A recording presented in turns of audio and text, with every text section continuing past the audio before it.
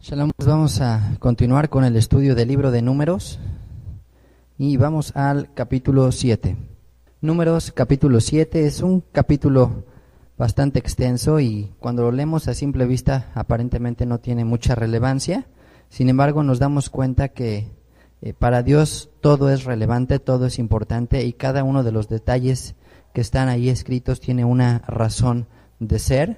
El Eterno está al tanto de todo lo que hacemos, de todo lo que damos, de todo lo que hacemos con nuestro corazón para Él. Y este es un ejemplo, este capítulo, justamente de eso, de que a nuestro Padre Celestial no se le olvida lo que nosotros alguna vez hicimos por Él. Así como en el capítulo 25 de Mateo, Yeshua expone, hablando de un juicio a otras naciones, diciendo, lo que hicieron por uno de estos más pequeños lo hicieron por mí. De la misma manera el Eterno tiene un registro también de otras cosas que hacemos por Él. Y en este caso es algo muy particular. Está hablando de las ofrendas que se dedicaron para el tabernáculo y para el funcionamiento del tabernáculo. A veces cuando pensamos en el tema del templo o en este caso del tabernáculo, que es lo que estamos viendo que Israel está por desarrollar, que está construyendo, que está haciendo, pues pensamos justamente en esas ofrendas que se llevaron para la construcción del mismo, pero hay otros detalles también importantes. No nada más es el tenerlo, dice un dicho, sino el mantenerlo. Y hasta en eso piensa el Señor, y aquí las tribus de Israel nos dan un gran ejemplo de cómo es que hay que dar, y principalmente los líderes. Así que si tú eres líder de alguna organización, de algún ministerio, de alguna empresa, creo que este es un buen capítulo para reflexionar. Y si no, por lo menos eres líder de tu casa, al menos eres la cabeza de la organización más importante, y por lo tanto este capítulo nos va a servir de ejemplo de cómo actúa un líder en momentos de dar. Fíjense lo que dice el versículo 1 del capítulo 7 de Números.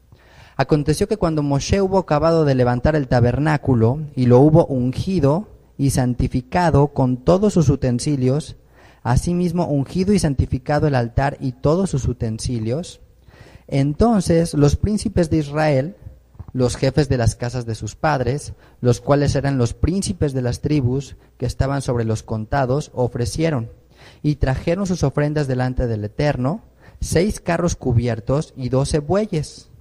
Por cada 2 príncipes un carro, y cada uno un buey, y los ofrecieron delante del tabernáculo. Bueno, vemos aquí primero que esto que están ofreciendo ellos es totalmente de manera voluntaria. Aquí no dice que el Eterno les haya ordenado que lo tuvieran que hacer. Las mejores ofrendas para Dios son las que damos de un corazón agradecido, son las que nacen de un corazón espontáneo, no por la obligación de dar. Hay gente que se jacta o que en cierta manera presume de que es muy fiel en los diezmos, pero si somos totalmente honestos, el diezmo es del Eterno, todo es de Él, pero al menos el diezmo es algo que nos corresponde dar por obligación, así que no deberíamos de jactarnos de hacer lo que nos corresponde, de dar, en este caso, lo que es nuestra obligación. Y aquí estamos ante un ejemplo de algo que va más allá de ese diezmo, es esa segunda milla en nuestro corazón en el tema específico de dar. Y justamente pues ese es un tema en el que también yo sé que se habla demasiado, se explota demasiado, y tal vez sean causa de mala manera, y yo creo que la palabra de Dios nos da el equilibrio de que efectivamente hay que dar, y hay que darle lo que le corresponde al Eterno, pero por otro lado tampoco podemos abordar el tema cuando no corresponde, exigir algo que el Eterno no está demandando. Entonces aquí estamos ante un ejemplo en que los principales, las cabezas de las tribus de Israel, de manera voluntaria, ofrendaron, esto es lo que dice aquí, 6 carros cubiertos y 12 bueyes. Por cada 2 príncipes un carro y cada uno un buey, y los ofrecieron delante del tabernáculo. Ajá.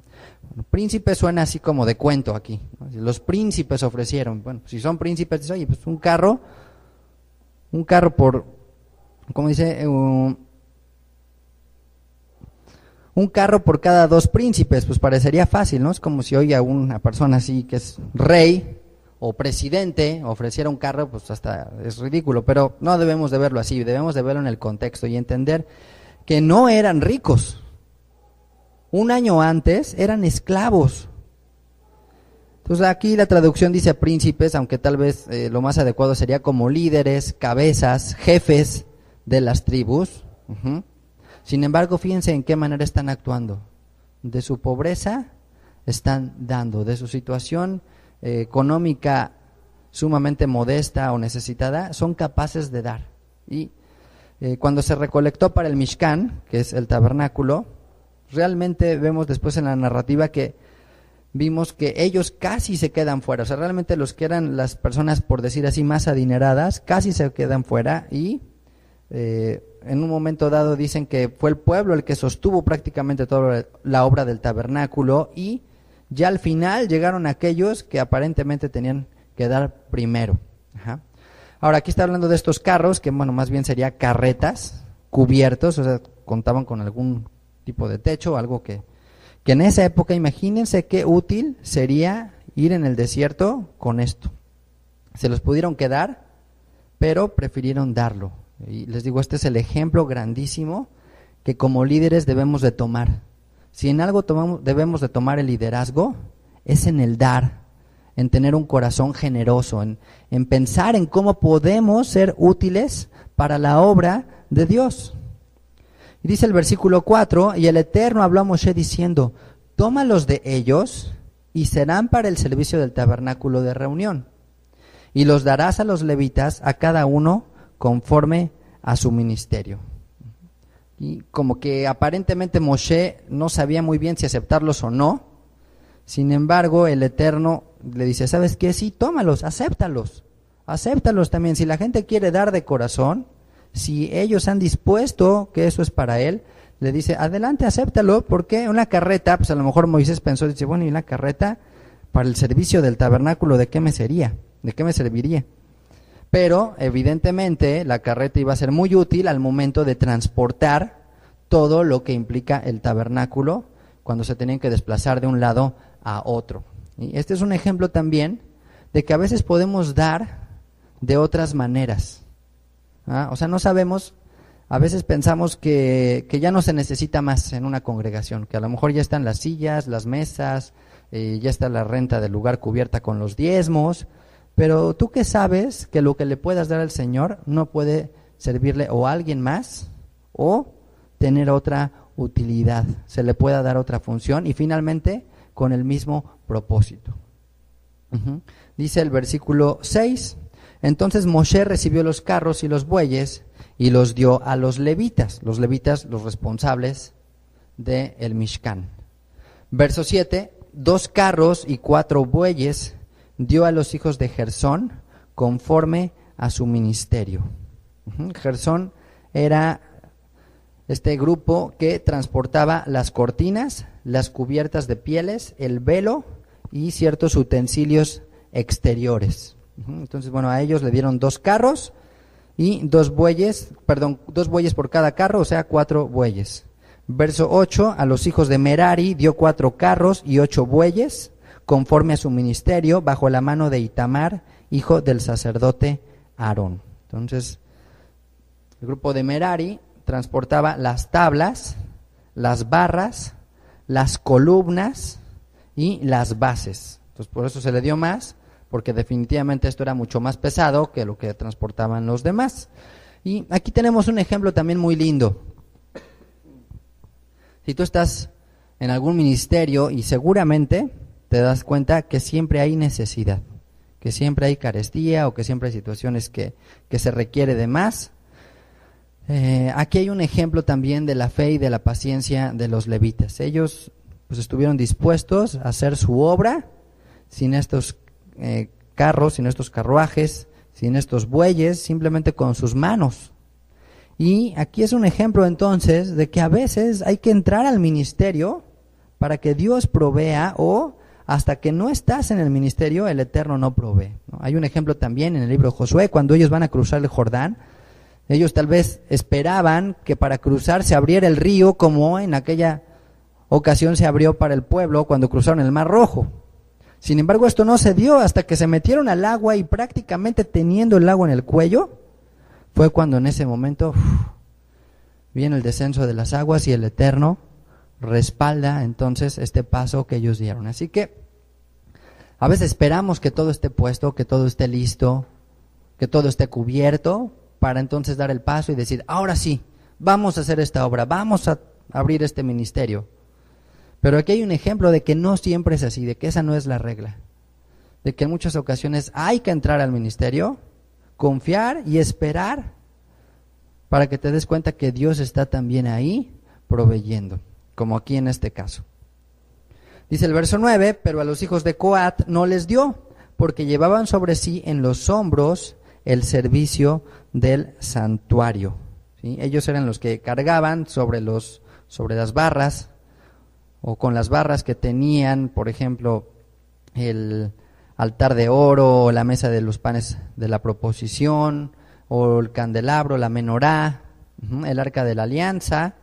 Entonces dice, ellos llevaban sobre sí en los hombros el servicio del santuario, o sea, sobre los hombros es que cargaban las barras que para transportar estos muebles del tabernáculo. ¿Se acuerdan de la historia de Usa? Un hombre que cuando David intentó introducir el arca de la alianza, se olvidó de esto, y al ver que los bueyes tropezaban, mete la mano para impedir que cayeran, y en ese momento el que cayó fue él, totalmente fulminado. Fíjense, se los voy a leer. Segunda de Samuel, capítulo 6. Dice el versículo 2. Segunda de Samuel, capítulo 6, versículo 2. Y se levantó David y partió de Balá, de Judá, con todo el pueblo que tenía consigo, para hacer pasar de allí el arca de Dios, sobre la cual era invocado el nombre del Eterno, de los ejércitos, que mora entre los querubines. Y pusieron el arca de Hashem sobre un carro nuevo, y la llevaron de la casa de Abinadab, que estaba en el collado. Y Usa y Ahío, hijos de Abinadab, guiaban el carro nuevo. Cuando lo llevaban de la casa de Abinadab, que estaba en el collado, con el arca de Dios, Ahío iba delante del arca, y David y toda la casa de Israel danzaban delante de Adonai con toda clase de instrumentos de madera de haya, con arpas, salterios, panderos, flautas y címbalos. O sea, una tremenda fiesta, regocijo, alegría de todo lo que estaba sucediendo ahí por este momento tan especial. Pero, versículo 6, cuando llegaron a la era de Nacón, Usa extendió su mano al arca de Dios y la sostuvo, porque los bueyes tropezaban. Así que Usa pensó, voy a ser el héroe casi, me van a poner como el adorador del mes, el servidor del año, por haber salvado el arca de la alianza de oro, que estaba a punto de caerse, y llegó justamente Usa a salvarla. Dijo, ya me gané el título del servidor del año. ¿Y qué sucede? Versículo 7, y el furor del Eterno se encendió contra Usa, y le hirió allí Dios por aquella temeridad, y cayó allí muerto junto al arca de Dios. Y se entristeció David por haber herido el Eterno a Usa, y fue llamado a aquel lugar Pérez Usa hasta hoy. Wow. Entonces, pues esta es una de las consecuencias por no leer el manual del fabricante, el instructivo que decía, los levitas debían cargar sobre los hombros el servicio del santuario. Pues bueno, tremenda tragedia que se dio. Volvamos aquí al libro de Números. Y dice el versículo 10, y los príncipes trajeron ofrendas para la dedicación del altar el día en que fue ungido, ofreciendo los príncipes su ofrenda delante del altar. Entonces, como les decía, pues los líderes son los que ponen el ejemplo en cuanto a dar. Imagínense el precio de estas carretas o de estos carros, pues sin duda nada barato. Si hoy los carros no son baratos, pues en aquella época menos. Dice la gente, también les quiero comentar, la gente va a inauguraciones a ver qué dan, a ver qué reciben, a ver qué les toca, a ver si hay rifas o a ver si por ahí entregan algo. Aquí es al revés. Aquí la idea de la inauguración del tabernáculo sería, voy a ir. El pensamiento bíblico sobre ir al templo era ofrecer, era dar, no era tanto a pedir, no ir con las manos vacías. Entonces dice, los príncipes trajeron ofrendas para la dedicación del altar el día en que fue ungido. Contrario, les digo, a la cultura popular de vamos a la inauguración a ver qué nos toca. Dice el verso 12, y el que ofreció su ofrenda el primer día fue Naasón, hijo de Aminadab, de la tribu de Judá. Su ofrenda fue un plato de plata de 130 siclos de peso y un jarro de plata de 70 siclos al siclo del santuario, ambos llenos de flor de harina amasada con aceite para ofrenda. Entonces el primero, el que toma la cabeza, pues es Judá. En este caso el plato, pues más bien como una bandeja, posiblemente, de alrededor de 1,5 kilos.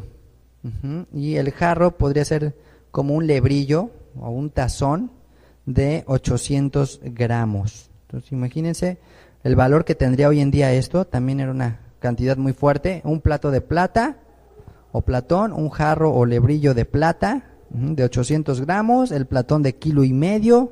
Dice una cuchara de oro de 10 ciclos llena de incienso. 10 ciclos es aproximadamente 114 gramos de oro.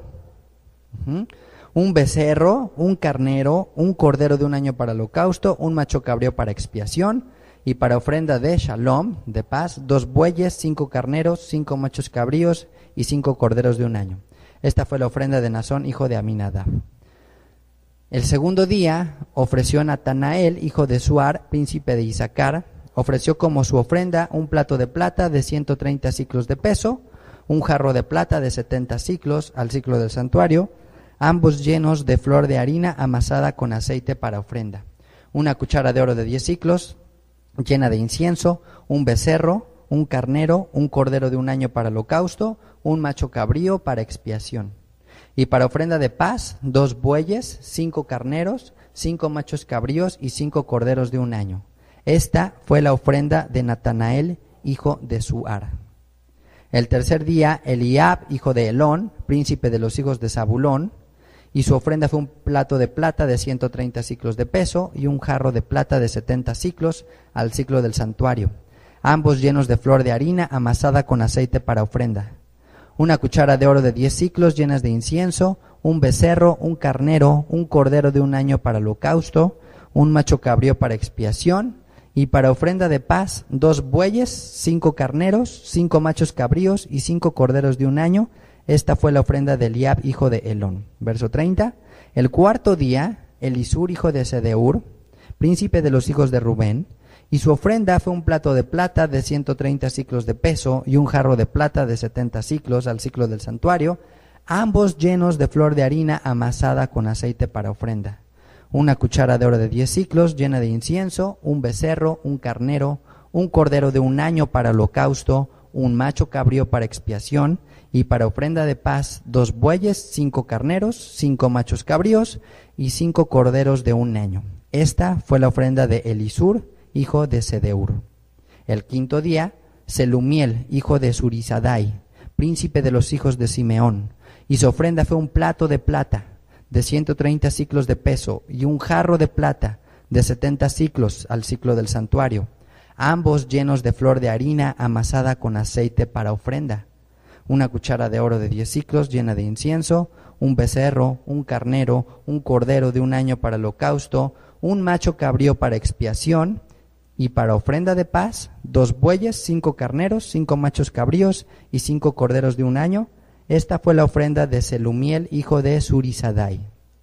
El sexto día, Eliasaf, hijo de Deuel, príncipe de los hijos de Gad. Y su ofrenda, ¿qué creen? Ya se dieron cuenta que es exactamente la misma que todos los demás. Dice, y su ofrenda fue un plato de plata de 130 siclos de peso y un jarro de plata de 70 siclos al siclo del santuario, ambos llenos de flor de harina amasada con aceite para ofrenda. Una cuchara de oro de 10 siclos llena de incienso, un becerro, un carnero, un cordero de un año para holocausto, un macho cabrío para expiación, y para ofrenda de paz, 2 bueyes, 5 carneros, 5 machos cabríos y 5 corderos de un año. Esta fue la ofrenda de Eliasaf, hijo de Deuel. ¿Todavía están ahí? ¿Todavía me siguen? Versículo 48. El séptimo día, el príncipe de los hijos de Efraín, Elisama, hijo de Amiud, y su ofrenda fue un plato de plata de 130 siclos de peso, y un jarro de plata de 70 siclos al siclo del santuario, ambos llenos de flor de harina amasada con aceite para ofrenda.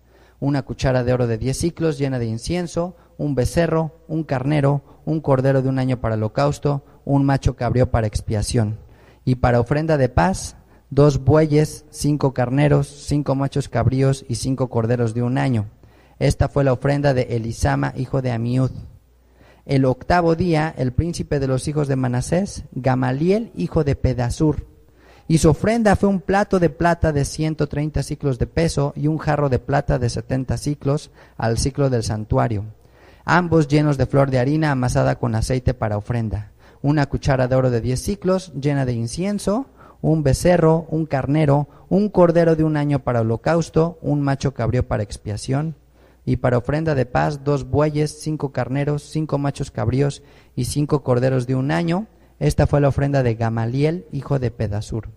El noveno día, el príncipe de los hijos de Benjamín, Abidán, hijo de Gedeoni, y su ofrenda fue un plato de plata de 130 siclos de peso y un jarro de plata de 70 siclos al siclo del santuario, ambos llenos de flor de harina amasada con aceite para ofrenda.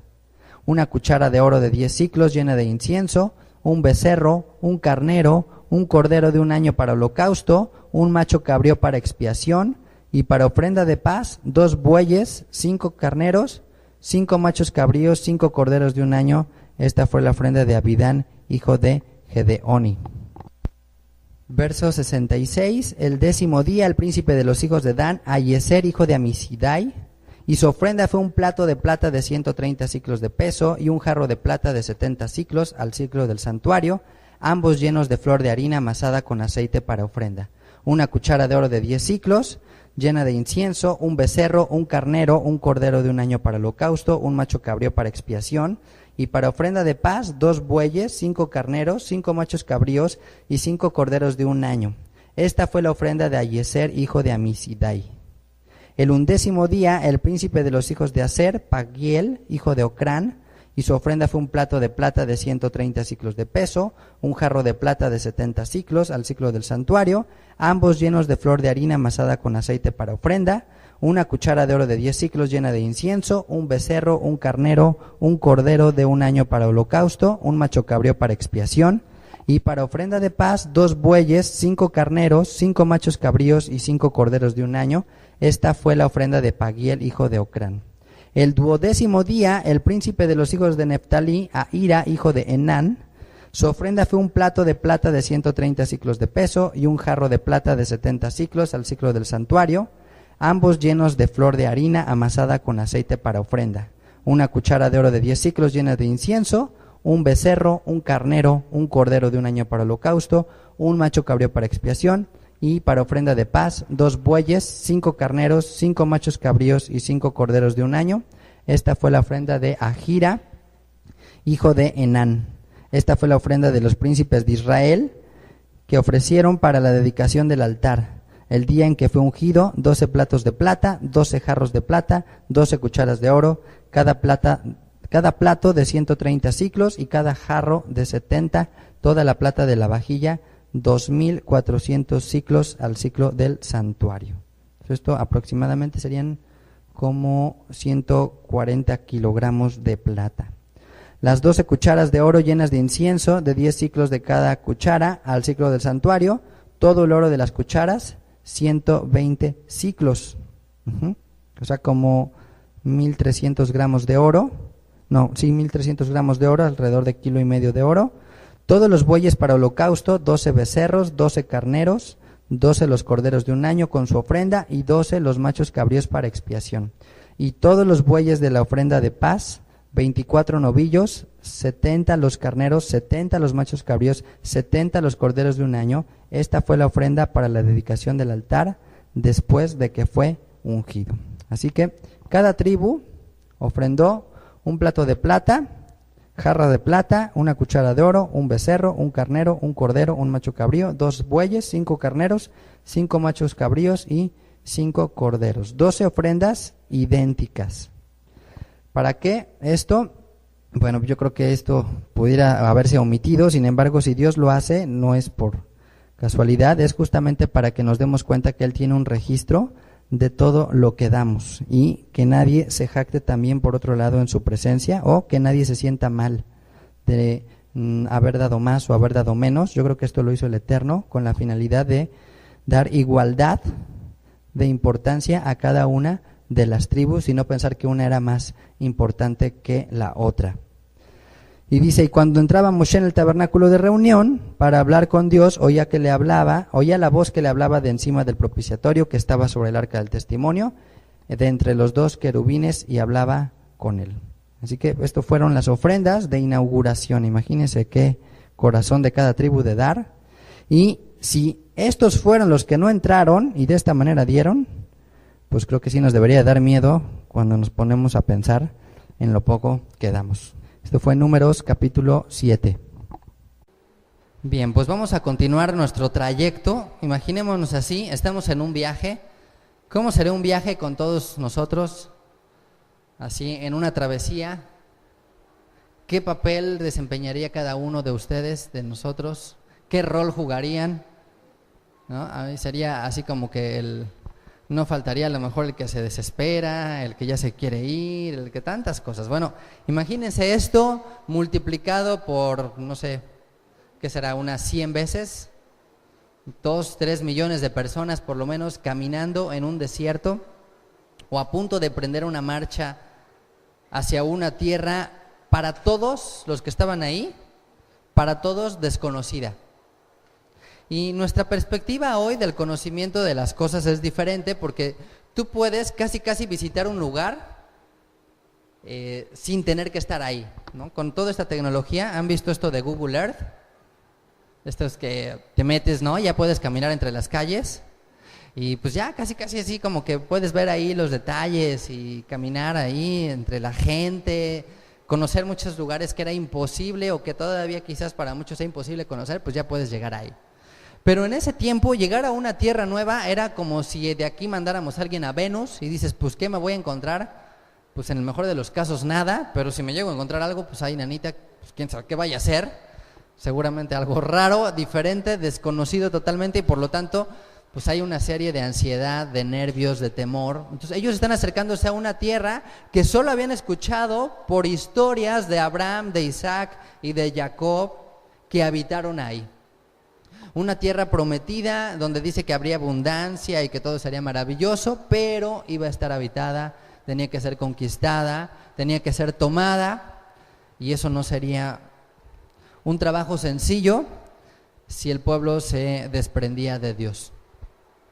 Entonces, antes de empezar a caminar, Dios los empezó, como siempre, a preparar, a capacitar, y dentro de esa capacitación estaba el orden, los acomodó en grupos, estableció ciertas prioridades para marchar, sus banderas, después estableció algunos principios importantes como las bendiciones sacerdotales para que el pueblo tuviese esa confianza plena en que Dios los iba a bendecir por medio de los Kohanim, de los sacerdotes. Y estamos en el capítulo 8, que en realidad, si lo vemos, estamos todavía, digamos que estacionados a las faldas del monte Sinaí. O sea, geográficamente no se han movido, siguen ahí. Ha pasado un año desde aquel entonces que celebraron la primer Pascua y siguen ahí en Sinaí. O sea, salieron, llegaron a Sinaí 3 meses después y ahí siguen. ¿Qué sucedió en ese lapso? La construcción del tabernáculo, los censos que se hicieron del pueblo y las últimas preparaciones para poder marchar. O sea que todo ha estado tranquilo. Espero que todo siga tranquilo. Aquí también igual. Vamos al capítulo 8. Dice, habló el Eterno a Moisés diciendo, habla a Aarón y dile, cuando enciendan las lámparas, las 7 lámparas alumbrarán hacia adelante del candelero. Y Aarón lo hizo así, encendió hacia la parte anterior del candelero sus lámparas, como el Eterno mandó a Moshe.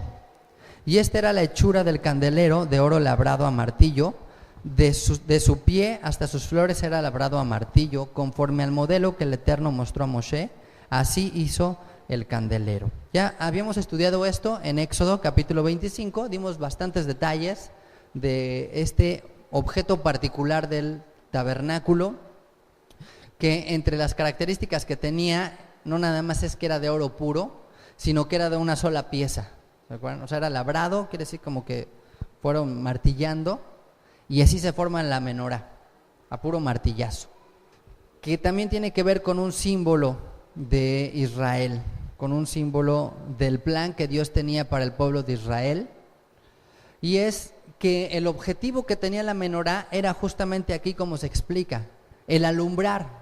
¿Y hacia dónde alumbraba la menorá?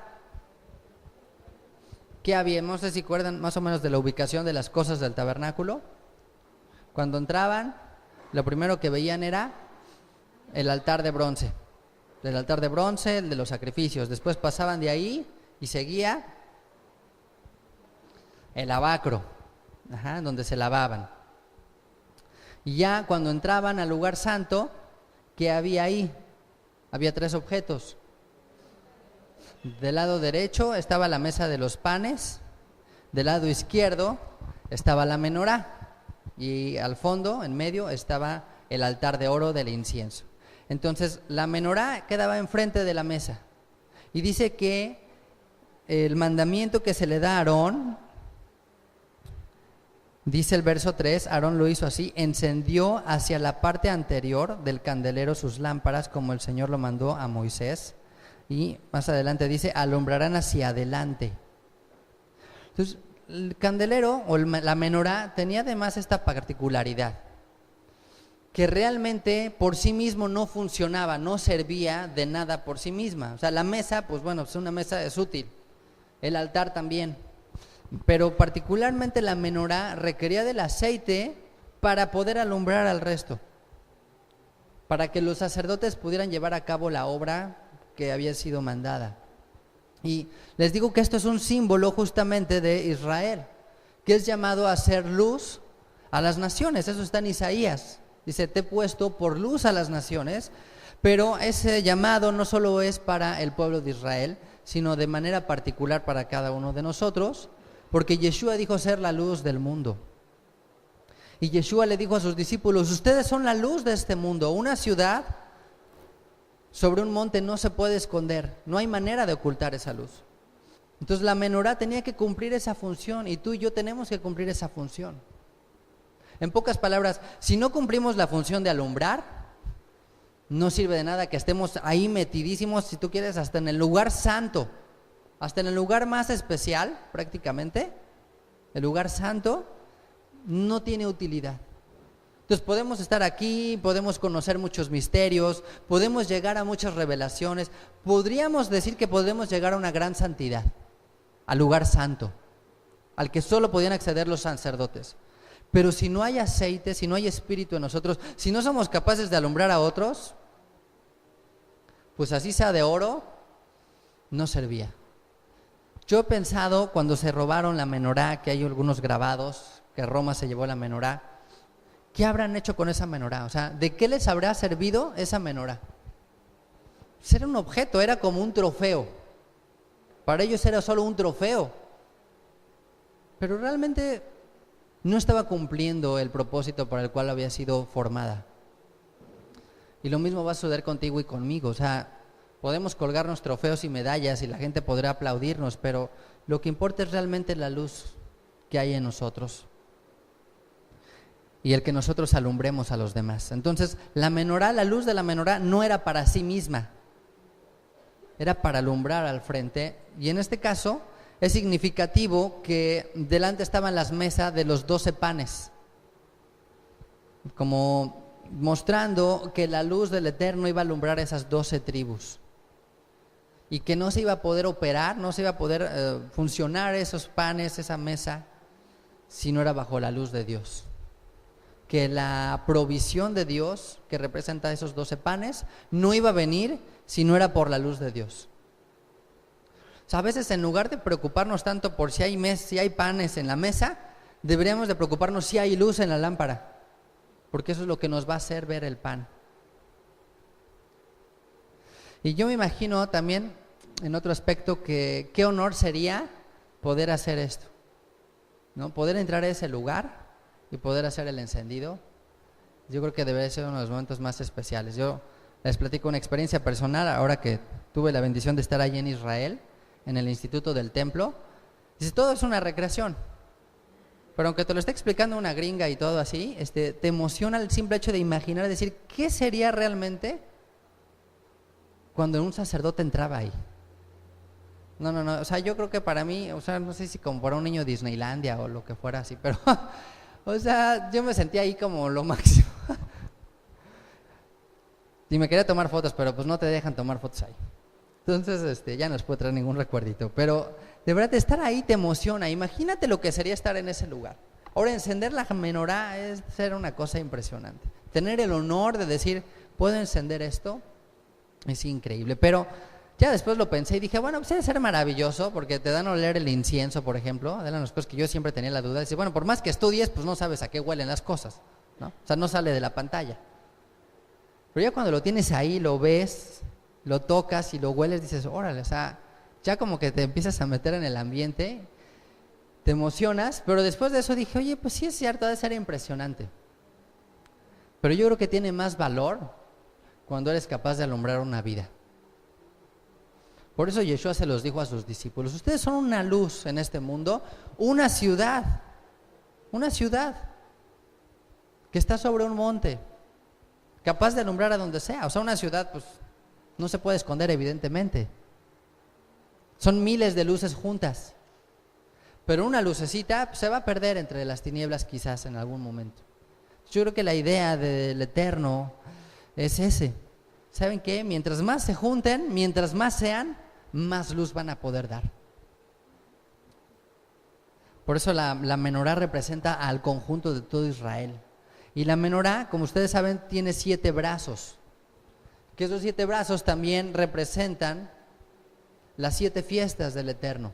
Las 7 fiestas que Dios estableció son una lámpara a lo largo del año que nos permite seguir viendo por dónde caminar. Por eso es importante guardarlas. Porque, pues bueno, en la oscuridad una luz, una lámpara es muy valiosa. Entonces, de no guardar esa fiesta, pierdes esa lámpara, pierdes esa luz. Y yo les digo, estamos empezando un año nuevo bíblico, no pierdan esas luces ahora, no pierdan esa lámpara, estas 7 lámparas que el Eterno tiene para nosotros. Guardemos todas estas fiestas, juntémonos, reunámonos, así podremos alumbrar más. Y en otro sentido también la menorá, se dice que realmente la idea de la menorá era que fuera como un árbol. El árbol, ¿se acuerdan? El árbol de la vida, que también es una representación en cierta forma de la Torah. Y sí, si te fijas la descripción de la menorá, pues era un tronco con brazos, con ramas que salen, con flores, con frutos, o como con flores, con frutos que tenían ahí, que representa abundancia, que representa vida, bendición. Y eso es lo que dijo Yeshua, yo he venido a que tengan vida y que tengan vida en abundancia. Él es la luz que nos va a traer esa abundancia. Y dice también el Salmo 119, la exposición de tus palabras alumbra. Por eso la Torah representa también, es representada por medio de la menorá. La exposición de tus palabras alumbra, es una luz en medio de la oscuridad. Y esto fue, pues es un mandamiento específico que se le da a Aarón en particular y a sus hijos, el hacer este encendido. Hay una diferencia si la menorá tenía que permanecer siempre encendida o solamente en los periodos que eran de noche. Pues bueno, no lo tengo todavía muy claro con certeza, pero lo que sí sé es que esto que representa es significativo para nuestros días.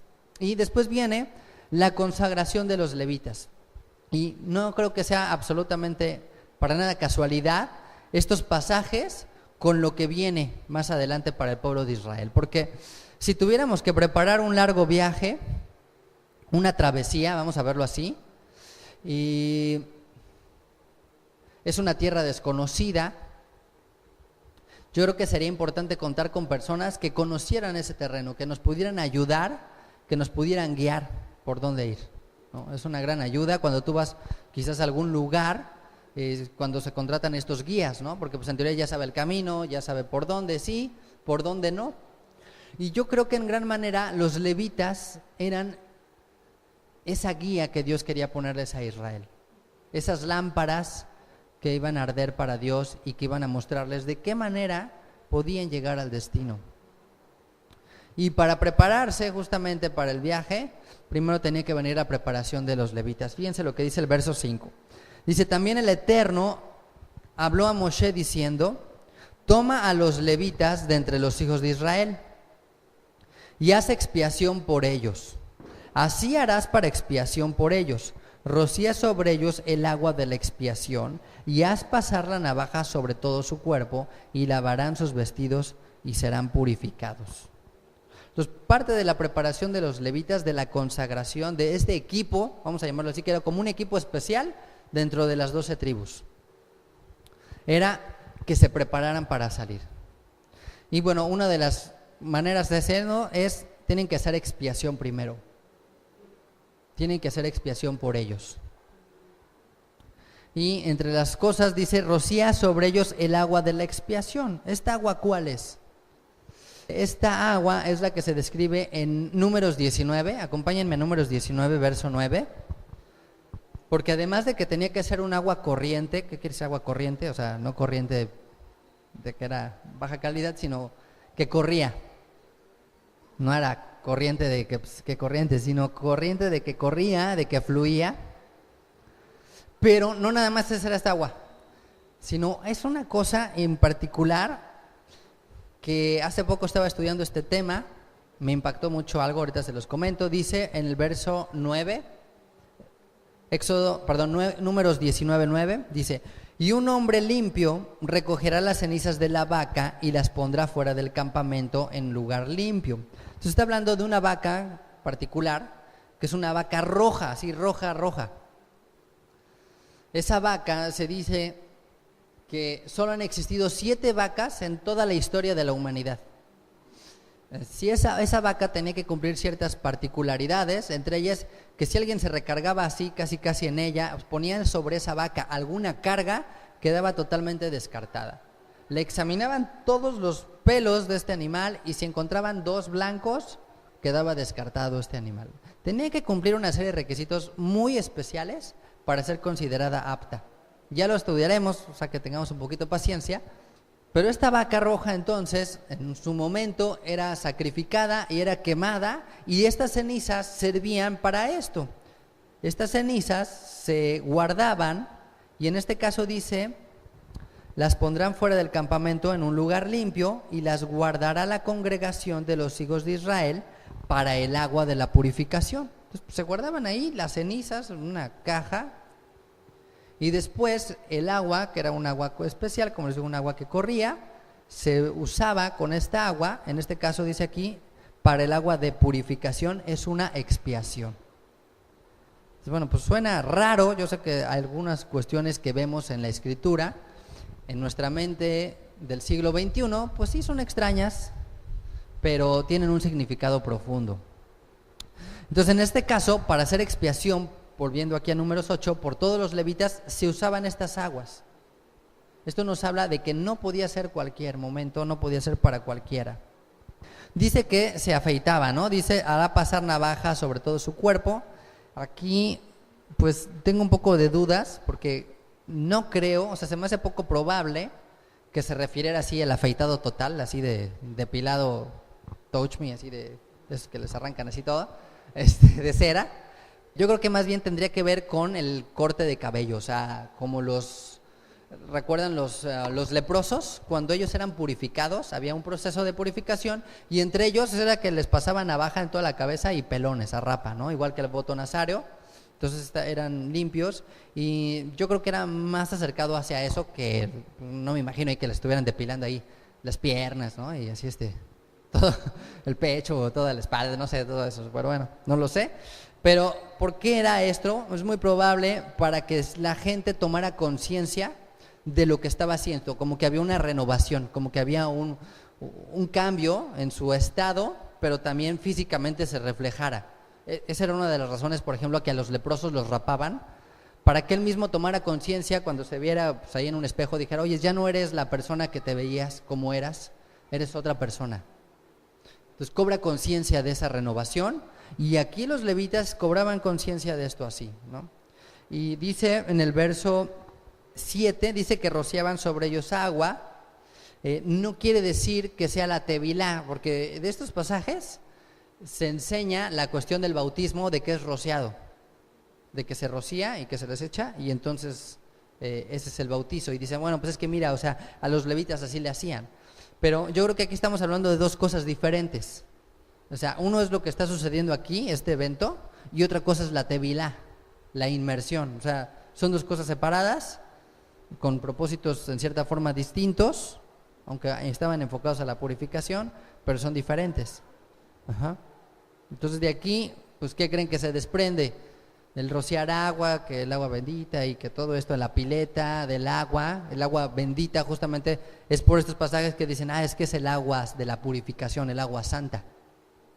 Entonces bueno, yo creo que sé que algunos de ustedes vivieron eso, ¿no? De que el agua y todo eso, de aquí vienen, o sea, no crean que no lo toman así de que se nos ocurrió, sino hay aparentemente ciertas bases, y es esto, porque dice, rociará sobre ellos el agua de la expiación, como un agua especial.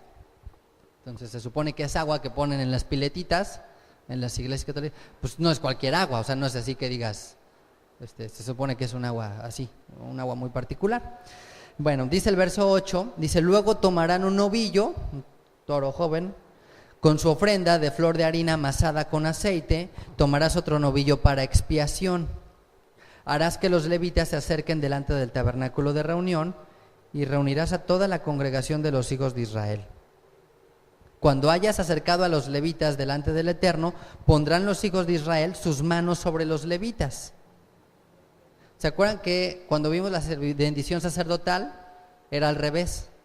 Los sacerdotes ponían así sus manos decíamos que era un símbolo así como una shin, y sobre el pueblo. Y aquí es al revés, fíjense, aquí dice, cuando hayas acercado a los levitas delante del Eterno, pondrán los hijos de Israel sus manos sobre los levitas. Ahora es al revés, ahora el pueblo es el que iba a bendecir a los levitas, digamos quien iba a dar ese voto de confianza de su consagración. Verso 11, y ofrecerán los levitas delante del Eterno en ofrenda de los hijos de Israel y servirán en el ministerio del Eterno. Y los levitas pondrán sus manos sobre las cabezas de los novillos y ofrecerás el uno por expiación y el otro en holocausto al Eterno para hacer expiación por los levitas. Entonces primero viene la expiación, que es la purificación, que es el pago por la vida, como el pago de justicia, y el holocausto es consagración. Entonces el pueblo pone sus manos sobre los levitas. ¿Y los levitas sobre quién? Sobre los novillos. Entonces, ¿qué es lo que estamos viendo aquí? ¿Cómo qué idea? ¿Qué se imaginan que hay aquí? Hay como una transferencia, ¿no? Por llamarlo así. ¿Por qué el pueblo ponía la mano sobre los levitas? Porque los levitas están tomando el lugar del pueblo, de lo que ellos debían de hacer. Los primogénitos eran los sacerdotes. Ellos eran los que habían sido llamados a ejercer el sacerdocio, pero no ejercieron ese sacerdocio porque después de la salida de Egipto, los levitas ocuparon su lugar. Pero como Dios no acepta sacrificios humanos, entonces, ¿quién toma el lugar de los levitas? Los novillos. ¿Y quién toma el lugar de los novillos? Pues ya nadie. Bueno, ya pues los novillos, pues ya. Posteriormente, nosotros sabemos que Yeshua toma el lugar de todos. Toma el lugar de los sacrificios de los animales, toma el lugar de los levitas y toma el lugar de los primogénitos. ¿Por qué? Porque ese sacrificio sí cumple la justicia de todo. Entonces, bueno, los levitas digamos que salvaron el pellejo, porque lo que la justicia demanda es el pago equitativo. Y yo quiero comentarles aquí que para mí entender esto en cierta manera también fue algo que me sorprendió, porque para nuestra mente es difícil, es complicado pensar en esta cuestión del derramamiento de sangre. O sea, es algo ajeno a nuestra vida desde hace muchísimos siglos. Pero en esa época no era así, o sea, era una práctica común, no nada más de los israelitas, de todos los pueblos, todos los dioses, se les sacrificaba algo. Los aztecas sacrificaban algo, ¿no? O sea, es evidente que tenían altares y sacrificaban personas y gente así, y los mayas también, y los cananeos, y los moabitas, y los edomitas, y prácticamente, ¿por qué es el común denominador de todas las religiones que estaban sacrificando?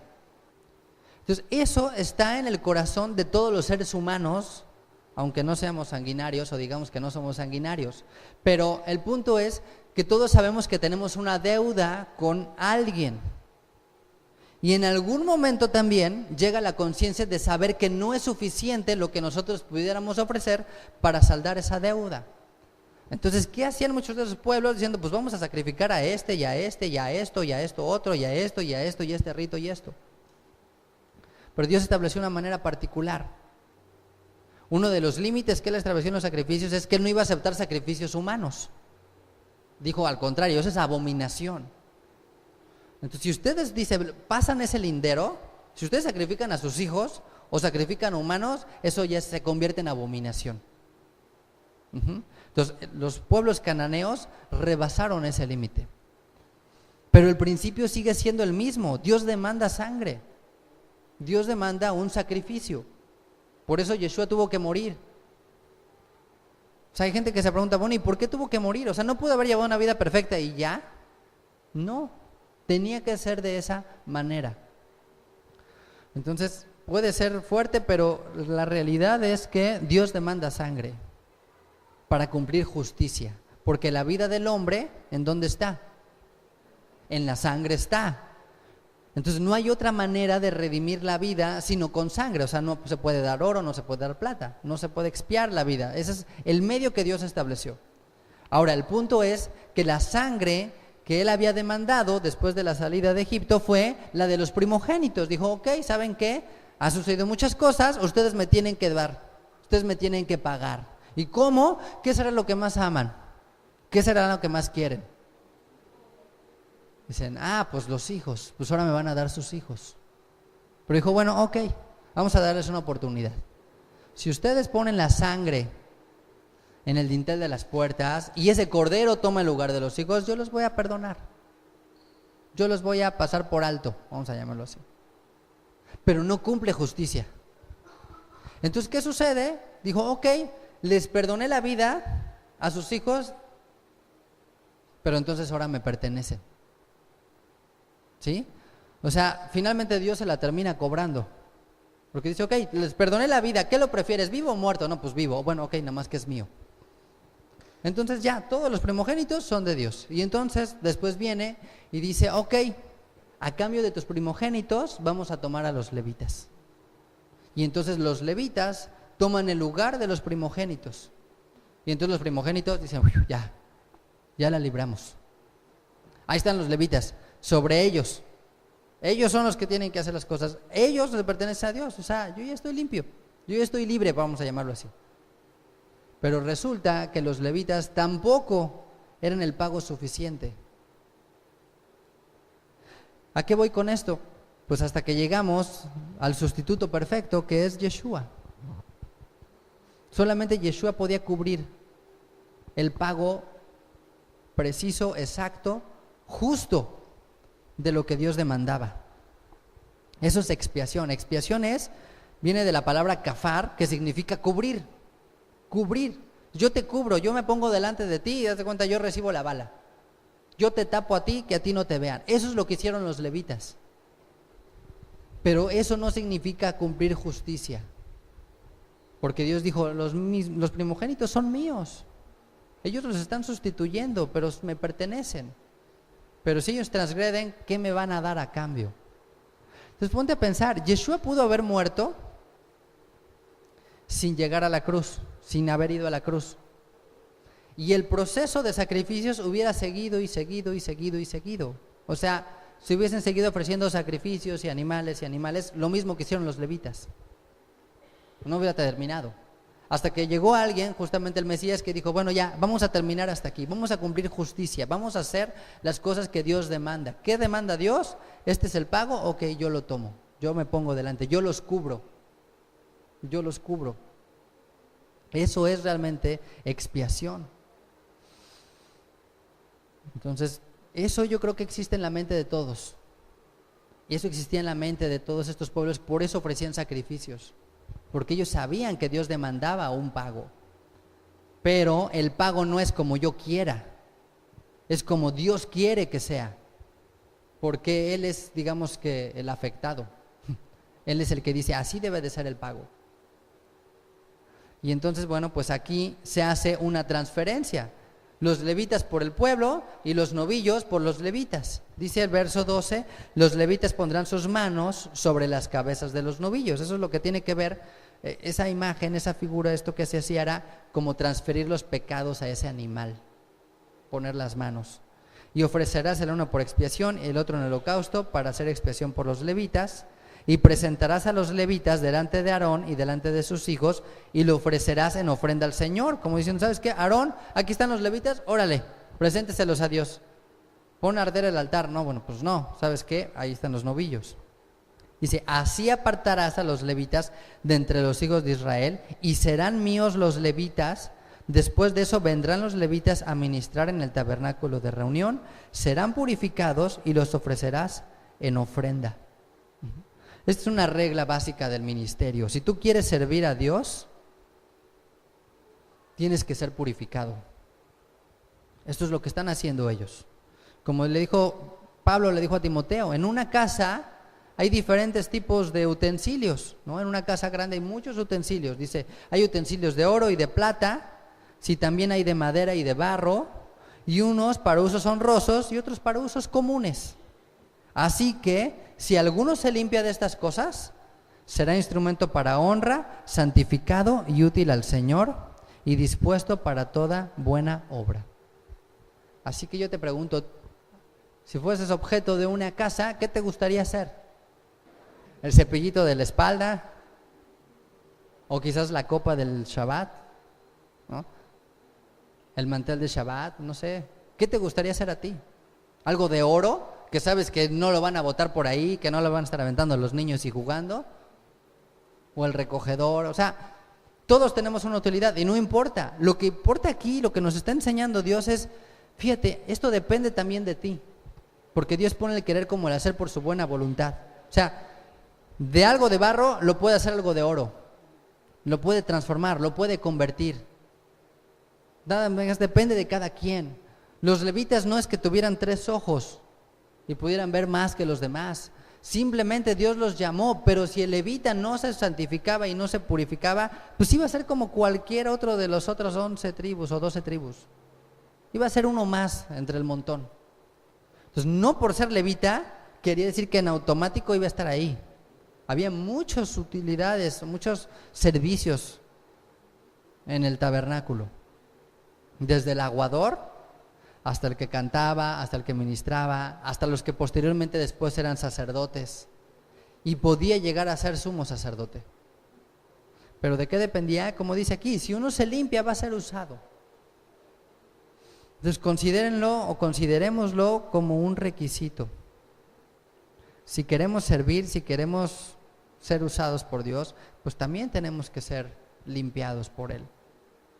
Dice el verso 16, porque enteramente me son dedicados a mí los levitas de entre los hijos de Israel, en lugar de todo primer nacido. Los he tomado para mí en lugar de los primogénitos de todos los hijos de Israel. Porque mío es todo primogénito de entre los hijos de Israel, así de hombres como de animales. Desde el día que yo hería todo primogénito en la tierra de Egipto, lo santifiqué para mí. Digo, ¿saben qué? Desde ese momento, pues ahora son míos. Por eso se llevaba una ofrenda por los hijos, por los primogénitos, para redimirlos. Tanto por los hijos como por los asnos. ¿Se acuerdan que había una cosa rara ahí? También se redimía a los asnos o se les cortaba, se les desnucaba. Verso 18, y he tomado a los levitas en lugar de todos los primogénitos de los hijos de Israel. Entonces, aquí se explica mejor esta cadena de sustitución, de lo que es la expiación, que significa cubrir.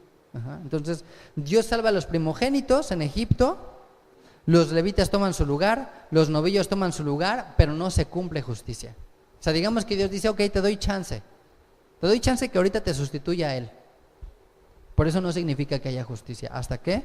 Hasta que Yeshua viene y muere por todos y cumple así toda justicia. E incluso él le dijo una frase a Juan el Bautista cuando iba a hacer Tevilá, que dijo, no, o sea, tú tienes que purificarme a mí. Y que le dijo, no, para que se cumpla toda justicia, porque Johanán era un levita, Juan el Bautista era un leví, era de la tribu de Leví, su papá era sacerdote.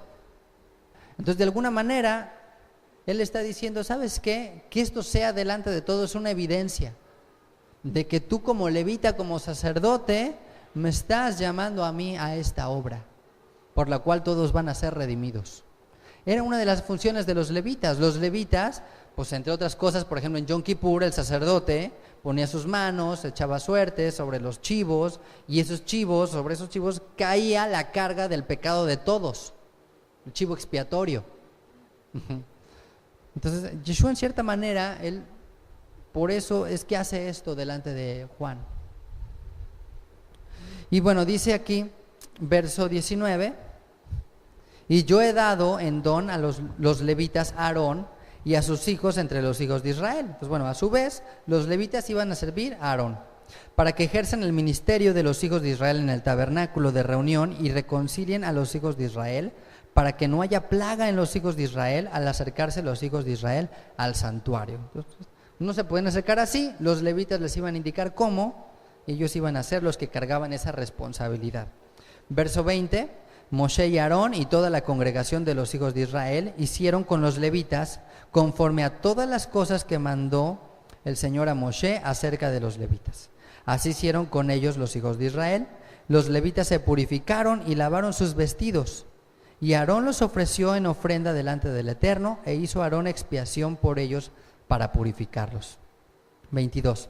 Así vinieron después los levitas para ejercer su ministerio en el tabernáculo de reunión delante de Aarón y delante de sus hijos, de la manera que mandó el Señor a Moshe acerca de los levitas, así hicieron con ellos. Y pues aquí hay alguna de las funciones que estaban ejerciendo justamente los levitas. Algunos de ellos eran músicos, algunos de ellos eran cantores, otros eran guardias, otros eran porteros, no de portería, sino de la puerta, aguadores, suena medio raro, pero son los que acarreaban el agua y llevaban todo esto. Otros, como vimos, transportaban todo lo que representaba el tabernáculo, las tablas, las maderas, las vigas, todo esto, transportaban y armaban, y eran apoyo a los sacerdotes en diferentes funciones y actividades se hacían. Entonces, bueno, pues para que se den una idea, por ejemplo, imagínense que en Sucot nada más de los becerros que se sacrificaban eran 70. Entonces, bueno, sacrifícate 70, pues tú dime si no necesitas muchas manos y mucha ayuda. Y finalmente, los sacerdotes eran los encargados del oficio, del servicio del Mishkan, de llevar a cabo las ofrendas, el servicio durante las fiestas.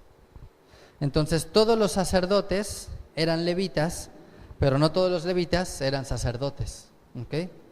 Solo los que venían de Aarón, esos directamente eran sacerdotes. Y yo creo que Dios también nos muestra aquí que se necesita un equipo para hacer funcionar las cosas. O sea, no podemos pensar que por más unción que haya en alguien, pues le van a salir 4 brazos o 6 pies o cosas así. O sea, es imposible. O sea, Dios difícilmente va a guiar o prosperar un ministerio estilo llanero solitario, ¿no? Es complicado. Necesitamos todos participar, necesitamos todos servir. Como ustedes vieron hace algunas semanas, cuando pasamos aquí al frente, algunas de las personas que están en algún ministerio se dan cuenta, hay muchas cosas por hacer. Hay muchas actividades que hay que seguir desarrollando. ¿Para qué? Para que esto se siga dando a conocer, para que esto se siga difundiendo. Y pues aquí nos muestra que no hay siervos honorarios. O sea, ¿qué quieren honorarios, no? Que tú eres finalmente lo que haces. O sea, no hay título de siervo y estoy sentado. O sea, eso no existe bíblicamente hablando. No puedes decir, soy siervo de Dios, pero no sirvo. O sea, es contradictorio. Yeshua lo dejó muy claro cuando dijo, el que quiera ser el mayor debe ser el menor, debe ser el que sirva a los demás. ¿Okay? Dice el verso 23, luego habló el Eterno a Moshe diciendo, los levitas de 25 años arriba entrarán a ejercer su ministerio en el servicio del tabernáculo de reunión.